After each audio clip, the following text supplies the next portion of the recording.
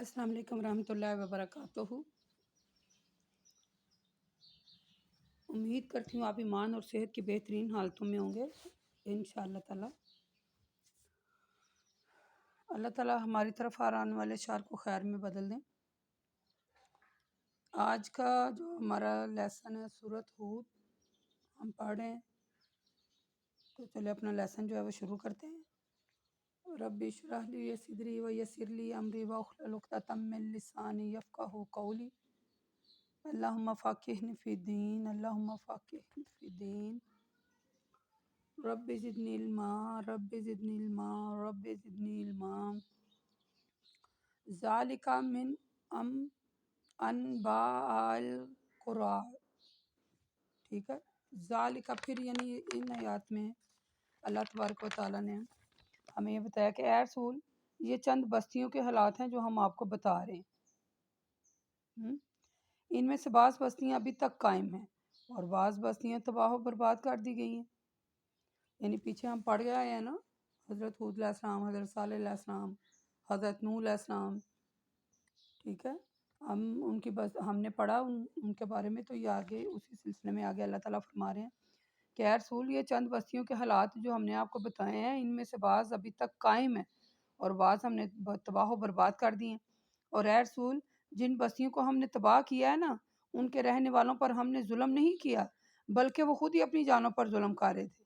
پھر جب آپ کے رب کا حکم یعنی عذاب آیا، تو جن کو وہ اللہ کے علاوہ پکار رہے تھے، وہ بھی ان کے کوئی کام نہیں آئے، الٹا تباہی میں زیادتی کا سبب بنے۔ اس لیے انہیں کی یعنی کہ پرستی کی وجہ سے عذاب آیا۔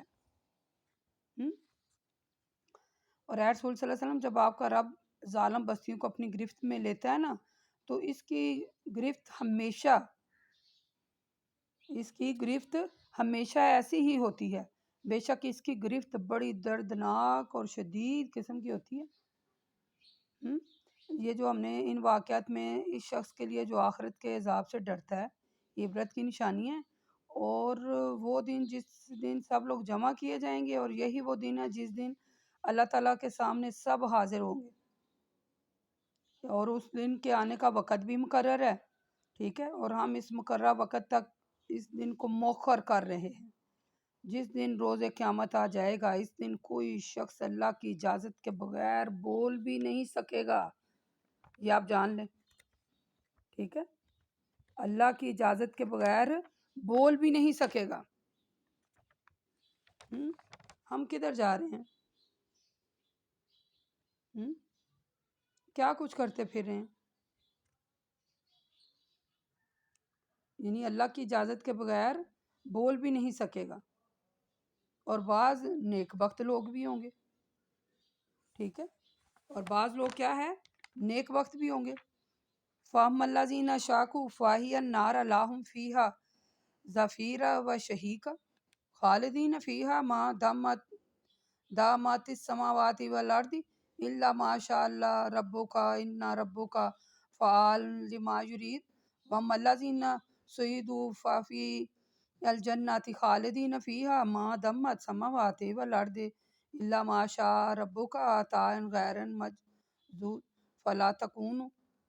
یعنی پھر آگے اللہ کہہ رہے ہیں کہ وہ جس کے لیے یعنی کہ جو نیک بخت ہوں گے وہ جنت میں داخل کیے جائیں گے، جس میں وہ جب تک آسمان اور زمین میں یعنی کہ زمین ہمیشہ قائم رہیں گے، مگر یہ کہ جو آپ کا رب چاہے، بے شک آپ کے رب کا عطا کردہ نعمتیں کبھی منقطع نہیں ہوتی۔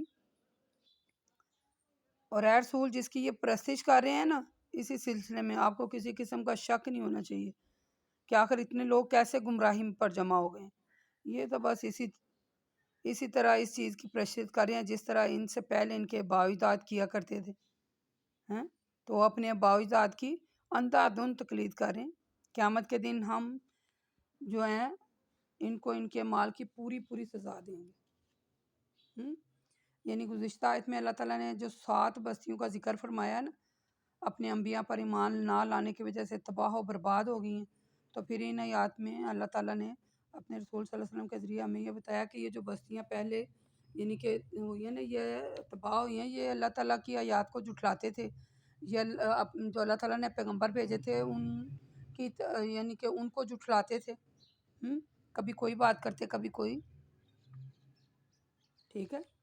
سورۃ اعراف میں ہم نے پڑھا اس کے بارے میں، تو اس کے بارے میں آپ کو ایک اور حدیث سناتی ہوں۔ اللہ کے رسول صلی اللہ علیہ وسلم فرماتے ہیں، صحیح بخاری میں ہے یہ حدیث، صحیح مسلم میں بھی آپ کو مل جائے گی، اللہ تعالیٰ ظالموں کو مہلت دیتا ہے مگر جب ان کی گرفت فرماتا ہے نا تو پھر نہیں چھوڑتا۔ تو پھر اس کے بعد آپ نے یہ آیت یعنی کہ تلاوت کی، وَكَذَلِكَ أَخَذُ رَبُّكَ، یعنی پھر یہ آیت اس وقت نازل ہوئی، اسی طرح آپ کا رب ظالموں کی بستیوں کو پکڑتا ہے اور اس کی پکڑ بڑی سخت اور دردناک ہے، ٹھیک ہے۔ یعنی یوم آخرت میں اللہ تعالیٰ جو شخص یوم آخرت سے ڈرتا ہے وہی نصیحت قبول کرتا ہے، لیکن جو یوم آخرت پر یقین نہیں کرتے ہیں تو پھر اللہ تعالیٰ انہیں تباہ و برباد دنیا میں بھی کرتا ہے اور آخرت میں بھی ان کے لیے جہنم ہے۔ صحیح بخاری کی ایک حدیث ہے، اللہ کے رسول صلی اللہ علیہ وسلم فرماتے ہیں، جنت والوں سے کہا جائے گا، اے اہل جنت یہاں ہمیشہ رہنا ہے، موت نہیں آئے گی، اور دوزخ والوں سے بھی یہی کہا جائے گا، اے اہل دوزخ یہاں ہی ہمیشہ رہنا ہے، موت نہیں آئے گی۔ یعنی لوگوں کو آخرت سے ڈرتے رہنا چاہیے، یہ عذاب جو آتے ہیں نا یہ اللہ تعالیٰ کی نافرمانی کے سبب آتے ہیں۔ وَلَقَدْ آتَيْنَا مُوسَى الْكِتَابَ فَاخْتَلَفَ فِيهِ وَلَوْلَا كَلِمَاتٌ سَبَقَتْ مِن رَبِّكَ، پھر اللہ یعنی آگے حضرت موسیٰ علیہ السلام کا ذکر ہم نے پیچھے کتنی بار پڑھا، تو پھر آگے اللہ تعالیٰ اس آیات میں کہتے ہیں کہ اے رسول ہم نے موسیٰ کو کتاب دی، پھر اس میں بھی اختلاف کیا گیا، اور اگر آپ کے رب کی طرف سے قیامت کے دن حساب و کتاب کی بات یعنی پہلے سے نہ طے کی گئی ہوتی تو ان کے درمیان دنیا میں فیصلہ کر دیا جاتا، لیکن یہ لوگ پھر بھی شک میں پڑے ہوئے ہیں۔ وہی ہے وہ یعنی یہ وہی دن ہے، آپ کا رب ان سب کو ان کے اعمال کا پورا پورا بدلہ دے گا، بے شک وہ ان کے اعمال سے پوری طرح باخبر ہے۔ اور اے رسول جیسا کہ آپ کو حکم دیا گیا ہے آپ استقامت اختیار کریں، اور جن لوگوں نے آپ کے ہاتھ پر توبہ کی ہے انہیں بھی استقامت اختیار کرنی چاہیے، اور ایمان والے جو ہیں انہیں ہاتھ سے نہیں بڑھنا چاہیے، اللہ دیکھ رہا ہے جو کچھ تم کر رہے ہیں۔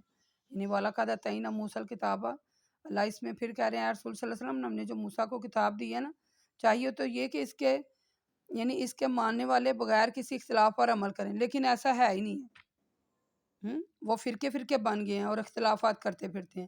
اس کے بارے میں ہم نے سورۃ آل عمران آیت نمبر 105 میں پڑھا تھا، یعنی حضرت موسیٰ علیہ السلام کے بارے میں ہم پیچھے پڑھ رہے ہیں، وَلَا تَرْكَنُوا إِلَى الَّذِينَ ظَلَمُوا فَتَمَسَّكُمُ النَّارُ وَمَا لَكُم مِّن دُونِ اللَّهِ مِنْ أَوْلِيَاءَ، ٹھیک ہے، ثُمَّ لَا تُنظِرُونَ، یعنی اے ایمان والو جن لوگوں نے ظلم کیا اور ان کی طرف نہ جھکے اور نہ دوزخ کی آگ تم کو اپنی اس طرح لپیٹ میں لے لے گی، ٹھیک ہے، پھر اس وقت اللہ کے علاوہ تمہارا کوئی نہ دوست ہوگا، من دون اللہ من اولیاء، یعنی اللہ کے علاوہ تمہارا کوئی دوست نہ ہوگا، ثم لا تنظرون، اور نہ ہی تمہیں کہیں سے کوئی مدد ملے گی۔ یعنی گزشتہ آیت میں تو ایمان والوں کو حکم دیا گیا نا استقامت اختیار کریں اور اللہ تعالیٰ کے جو حدود مقرر ہیں اس سے تجاوز نہ کریں، دین پر قائم رہیں اور کفر و مصیبت سے دور رہیں۔ تو اس آیت میں اللہ تعالیٰ نے کہا ہے کہ جو لوگ ظلم کر رہے ہیں نا، ٹھیک ہے، اور پھر جو لوگ ان کی حمایت کر رہے ہیں ان کی طرفداری کر رہے ہیں، تو اللہ تعالیٰ سب باتوں کو جانتا ہے، اور پھر دوزخ کی آگ تم کو ایسے لپیٹے گی نا کہ تمہیں پتہ بھی نہیں چلنا، تو اللہ کے تعالیٰ کے علاوہ کوئی بھی تم وہاں سازگار اور مددگار نہیں پاؤ گے۔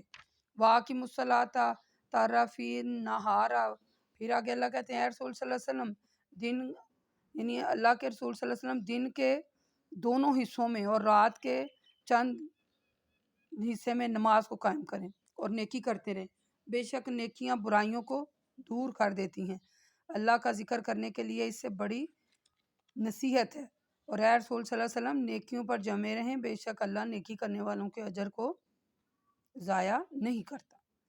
اس آیت کا شان نزول یہ ہے، یہ جو آیت نمبر 114 اور 15 میں نے پڑھی، اللہ کہتے ہیں حضرت عبداللہ بن مسعود رضی اللہ تعالیٰ عنہ فرماتے ہیں، یہ میں اس آیت کا شان نزول بیان کرنے لگی، غور سے سنیے گا۔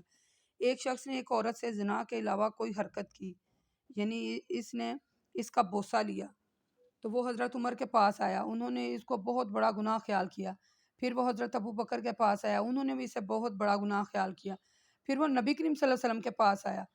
اس نے کہا اللہ کے رسول مدینے کے ایک کنارے پر مجھے ایک ایسی عورت ملی کہ میں نے یا تو مثلا اس کا بوسہ لے لیا اور اس کو ہاتھ بھی لگایا اور کچھ نہیں کیا، لیکن یعنی اور مثلا اس نے کہا کہ میں نے زنا نہیں کیا تو میں اب حاضر ہوں، تو میرے معاملے میں جو آپ فیصلہ فرما دیں وہ ان کاموں کا کفارہ یا کوئی اور. تو عمر نے کہا اللہ نے تیری غیب پوشی کی، کاش تو خود بھی اپنی غیب پوشی کرتا. اللہ کے رسول نے کوئی جواب نہیں دیا. وہ شخص کھڑا ہوا اور چلا گیا. اس اسنا میں یہ آیت نازل ہوئی تھی. ٹھیک ہے، اسی اسنا میں یہ آیت نازل ہوئی تھی. یہ جو رسول صلی اللہ علیہ وسلم دن کے دونوں حصوں میں اور رات میں یعنی نماز قائم کریں اور نیکی کرتے رہیں. بے شک نیکیاں کیا ہیں؟ برائیوں کو ختم کر دیتی ہیں اور اللہ کا ذکر کرنے والوں کے لیے بڑی نصیحت ہے. یعنی اس اسنا میں یہ آیت نازل کی گئی، واقعی مصلاۃ طرف النہارا. ٹھیک ہے، تو رسول صلی اللہ علیہ وسلم نے اس کے پیچھے ایک آدمی کو بھیجا اور اسے بلوایا. آپ نے اس کے سامنے یہ آیت تلاوت فرمائی. اس شخص نے کہا اللہ کے رسول کیا یہ میرے لیے ہی خاص؟ تو اللہ کے رسول صلی اللہ علیہ وسلم نے فرمایا میری امت میں سے ہر شخص کے لیے ہے جو ایسا کر بیٹھے. حضرت معاذ نے جو غالباً یہ بات نہ سن کے سکے پوچھا کیا چیز صرف اس شخص کے لیے خاص ہے؟ تو اللہ کے رسول نے فرمایا نہیں، بلکہ تمام لوگوں کے لیے عام ہے. اس کا کیا مطلب ہے؟ یہ میری فیورٹ حدیث ہے کہ دیکھیں ایک بندے سے گناہ ہو گیا، یعنی ایک بندے کو کوئی چیز اچھی لگی، اس نے ایک عورت اچھی لگی، اس نے بوسہ لے لیا. میں نے آپ کو حدیث بڑی وضاحت سے بیان کی. مجھے یہ حدیث اتنی پسند ہے، دیکھیں میری فیورٹ حدیثوں میں یہ بھی حدیث ہے ایک. تو اللہ کہتے ہیں صبح صادق سے دوپہر کے سائے تک ٹھہر جانا، یعنی کہ صبح کو اللہ کا وقت، صبح جو ہے وہ بڑا بہترین وقت ہے. ٹھیک ہے، یعنی 2 حصوں سے مراد ہے، 2 حصے یعنی صبح کا وقت. ٹھیک ہے، اور دن کے پہلے حصے میں یعنی اللہ تعالیٰ نے نماز فجر اور صبح صادق کا وقت مقرر کیا. نماز فجر کے بعد جو صبح صادق پڑھی جاتی ہے یعنی صبح فجر کا وقت پہلا وقت وہ ہے، اور دوسرا وقت جو ہے ظہر اور عصر کے نمازوں کو فرض کیا ہے، اور شام کا جو وقت ہوتا ہے عصر. ٹھیک ہے، جبکہ اللہ نے نمازوں کے اوقات تو علیحدہ علیحدہ بیان کیے ہیں. یعنی جو بندہ نیکی کرتا ہے، یعنی وہ جو آیت میں نے آپ کو اللہ نے بتائی نا، صبح کے وقت 2 وقت اللہ نے بتائے کہ ظہر کا وقت ختم ہوتا ہے یعنی عصر کا وقت اور صبح کا وقت. اللہ کہتے ہیں جو یعنی کہ میرے لیے نماز پڑھتا ہے اور اچھے کام کرتا ہے اور نیکیاں کرتا ہے، تو جو نیکیاں وہ کرتا ہے وہ اس کی برائیوں کو ختم کر دیتی ہیں. تو اس نے گناہ کیا تھا نا، تو وہ اللہ کے رسول صلی اللہ علیہ وسلم یعنی حضرت علی نے کہا کہ کاش یہ یعنی کہ خاموش رہتا، اس بات کو چپ رہتا. تو لیکن اس نے اظہار کی، اس نے بتایا، تو پھر اللہ نے یعنی یہ اس وقت یہ آیت نازل ہوئی. تو پھر اللہ نے کہا کہ جو بندہ کیا ہے یعنی کہ تمام لوگوں کے لیے یہ آیت عام ہے کہ اللہ تعالیٰ سے اپنے گناہوں کی معافی مانگے صبح کے وقت، شام کے وقت. اس کے سامنے جب یہ آیت پیش کی گئی نا، تو مثلا انہوں نے کہا یہ صبح کے وقت، شام کے وقت اللہ تعالیٰ سے نماز پڑھیں اور نیکی کے کام کرتے رہیں اور اللہ سے دعا کرتے رہیں. ایسا کرنا تمہاری برائیوں کو ختم کر دیتا ہے.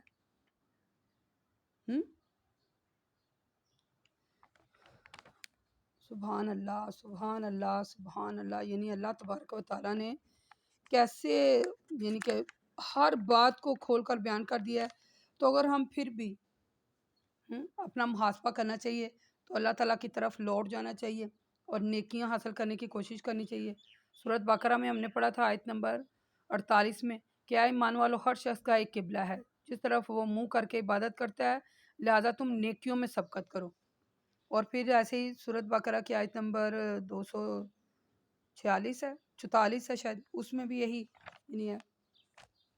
اس کا لب الباب یہ ہے کہ نیکیاں خوب کریں. جو ہماری نیکیاں ہیں وہ اگر ہم نیکیاں کرتے رہیں گے تو وہ ہماری برائیوں کو ختم کر دیں گے.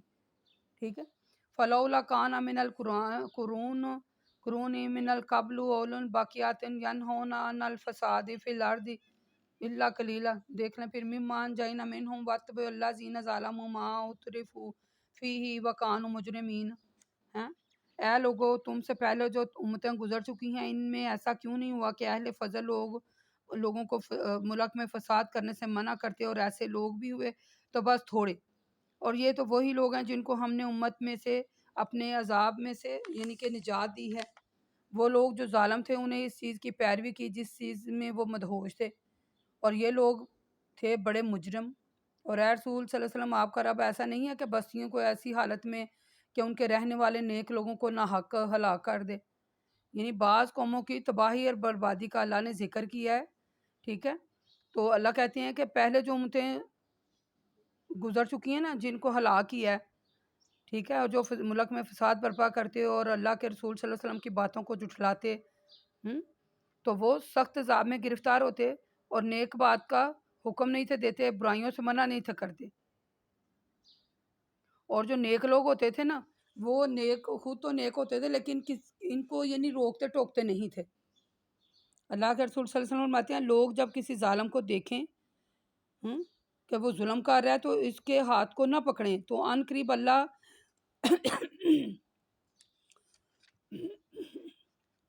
تو اللہ ان سب کو عذاب میں شریک کرے گا۔ جب کسی ظالم کو دیکھیں کہ وہ ظلم کر رہا ہے تو اس کے ہاتھوں کو نہ پکڑیں، یعنی اس کو منع نہ کریں۔ اس حدیث کا مفہوم یہ ہے کہ جب کوئی ظلم ہوتا ہوا آپ دیکھتے ہیں تو آپ اسے منع نہیں کرتے ہیں، تو پھر کیا ہے؟ تو اللہ تعالیٰ اس کو بھی اس میں پکڑیں گے۔ جب بندہ خود نیک عمل کر رہا ہے تو دوسروں کو برائی سے روکے نا، دوسروں کو غلط کاموں سے روکے، ٹھیک ہے؟ تو اگر وہ ایسا نہیں کر رہا ہے تو وہ بھی اسی میں شریک ہے۔ وَلَوْ شَاءَ اللَّهُ رَبُّكَ لَجَعَلَ النَّاسَ أُمَّةً وَاحِدَةً، اے رسول صلی اللہ علیہ وسلم، اگر آپ کا رب چاہتا تو وہ سب لوگوں کو ایک جماعت بنا دیتا، ٹھیک ہے، اور ان کو بچا لیتا، لیکن اللہ تو یہ دیکھنا چاہتا ہے کہ کون اختلاف کرتا ہے اور کون اس سے بچتا ہے، لہٰذا لوگوں ہمیشہ اختلاف میں مبتلا رہتے ہیں، مگر جس پر آپ کے رب کا رحم ہو جائے بس وہی اختلاف سے بچے گا۔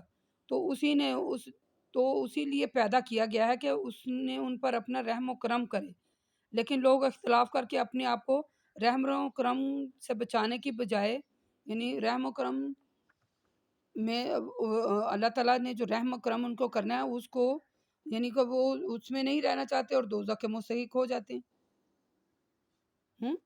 اسی طرح آپ کے رب کی بات پوری ہو کر رہے گی، وہ ضرور دوزخ میں جائیں گے۔ جہنم من جنت والناس اجمعین، جنات اور انسانوں سے اللہ تعالیٰ دوزخ کو بھر دیں گے۔ یعنی اس آیت میں اللہ تعالیٰ نے فرمایا ہے اے رسول صلی اللہ علیہ وسلم، اگر آپ کا رب چاہتا تو سب لوگوں کو ایک جماعت بناتا، لیکن وہ چاہتا ہے کہ کون ہے جو اس کے قوانین کی یعنی جو ہدایت ہے، کون ہے جو بندہ جو اسے ہدایت مانگتا ہے، جو اس کے قوانین کے مطابق اپنی زندگی گزارتا ہے۔ تو جو قوانین کے مطابق زندگی گزارتا ہے وہ جنتی، اور جو قوانین سے منہ پھیرتا ہے اور ہدایت نہیں حاصل کرتا تو پھر اللہ تعالیٰ کسی چیز پر جبر نہیں کرتا، تو پھر لوگ جو ہیں اگر انہیں اسی حالت میں چھوڑ دیتا ہے ایک مقررہ وقت تک، وہ ان کو چھوڑ دیتا ہے، ٹھیک ہے۔ اس کے بارے میں ہم سورہ بقرہ آیت نمبر 6 میں ہم نے پڑھا نا، ان الذین کفروا سواء علیہم انذرتہم۔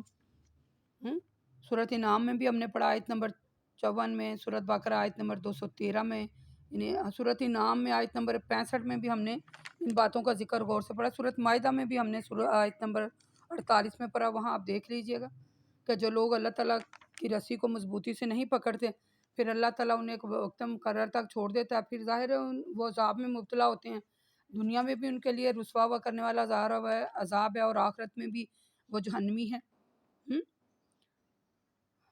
اللہ تعالیٰ آگے کہتے ہیں وَكُلًّا نَقُصُّ عَلَيْكَ مِنْ أَنْبَاءِ الرُّسُلِ مِنْ نُصُبَتْ بِهِ، یعنی اے رسول صلی اللہ علیہ وسلم رسولوں کی یہ تمام خبریں جو ہم آپ کو سنا رہے ہیں نا، ان کا مقصد یہ ہے کہ ہم ان کے ذریعے آپ کے دل کو ثابت رکھیں۔ ان خبروں میں آپ کے پاس حق بھی آ گیا ہے اور مومنین کے لیے نصیحت بھی آ گئی ہے، اور جو لوگ ایمان نہیں لاتے ان سے کہہ دیجئے تم اپنی جگہ عمل کرتے رہو، ہم اپنی جگہ عمل کر رہے ہیں، پھر اللہ کے حکم کا تم بھی انتظار کرو اور ہم بھی انتظار کریں گے۔ وَانتَظِرْ وَإِنَّا مُنتَظِرُونَ وَلِلَّهِ غَیْبُ السَّمَاوَاتِ وَالْأَرْضِ وَإِلَیْهِ یرجع الامر۔ اور اے رسول صلی اللہ علیہ وسلم آسمانوں اور زمینوں میں تمام غیب کی باتوں کو تو بس اللہ ہی جانتا ہے، ٹھیک ہے، کہ وہ کب یعنی کہ کب قیامت آئے گی، کب وہ اس کا حکم ہوگا، یہ سب وہی جانتا ہے۔ تو ہم سب فعبدہ و توکل علیہ وما ربک بغافل عما تعملون، ٹھیک ہے، اسی کی عبادت کرتے رہیں، اسی پر بھروسہ رکھیں، اور جو کچھ آپ لوگ کر رہے ہیں اللہ تعالیٰ اس سے غافل نہیں ہے، ٹھیک ہے۔ یعنی پھر اللہ تعالیٰ نے یہی بات بتانے کی کوشش کی ہے کہ انبیاء کے جو قصے آپ کو سنائے گئے ہیں نا، یعنی پیچھے، تو پھر اللہ کہتے ہیں کہ جو مصیبتیں، یعنی اللہ اس بات میں، ہم نے اس بارے میں سورۃ آل عمران آیت نمبر 184 میں بھی ہم نے اس پڑھا تھا، اللہ تعالیٰ ان آیات میں یہ بتانے کی کوشش کر رہا ہے کہ یہ جو تمہیں قصے کہانیاں پچھلی سنائی گئی ہیں ان سے نصیحت حاصل کرو، یعنی یہ جانو کہ توحید کیا ہے، شرک کیا ہے، ہیں؟ اللہ تعالیٰ کائنات کو چلا رہے ہیں تو تمہیں وہ نظر نہیں آ رہا کہ اس کو کائنات کو چلانے والا کون ہے؟ تو پھر اللہ کہتے ہیں جو میری باتوں کو مان لیتے ہیں تو ان کے لیے آخرت میں جنت کا وعدہ کیا ہے، اور اس کی نعمتوں کا بھی ذکر ہم نے پڑھا۔ تو جو ان باتوں کو نہیں ماننا ہے، جو یعنی کہ انکار کر رہا ہے، تو وہ اللہ کہتے ہیں جو یہ عمل کر رہے ہیں نا، میں اسے غافل نہیں ہوں، بلکہ میں نے ایک مقررہ وقت پر انہیں چھوڑ دیا، پھر انہیں عذاب میں مبتلا کروں گا، ٹھیک ہے۔ تو وہ یقیناً انسان عذاب میں مبتلا ہونا ہے اگر اللہ تعالیٰ کی آیات کو جھٹلانا ہے، ٹھیک ہے۔ ہم نے سورۃ ہود آج ہماری الحمدللہ ہم نے مکمل پڑھی، اس میں بہت زیادہ جو ہے بات یعنی توحید پر زور دیا گیا، اس میں ہم نے انبیاء کے واقعات پڑھے، ٹھیک ہے۔ سورۃ ہود میں حضرت نوح علیہ السلام، حضرت ہود، حضرت صالح، حضرت ابراہیم، حضرت لوط، شعیب، موسیٰ علیہ السلام کے حالات اور واقعات ہم نے مثلا اس میں پڑھے۔ انبیاء علیہ السلام کے قصوں کا مقصد ہم نے پڑھا کہ انبیاء کے جو وہ کیسے اللہ تعالیٰ نے انہیں بھیجا تھا اور کس مقصد کے لیے بھیجا، تو پھر ان کے ساتھ کیا ہوا، ان کی قوموں نے ان کے ساتھ کیا کیا۔ تو نماز کے اوقات کے بارے میں بھی ہم نے اس کے بارے میں پڑھا۔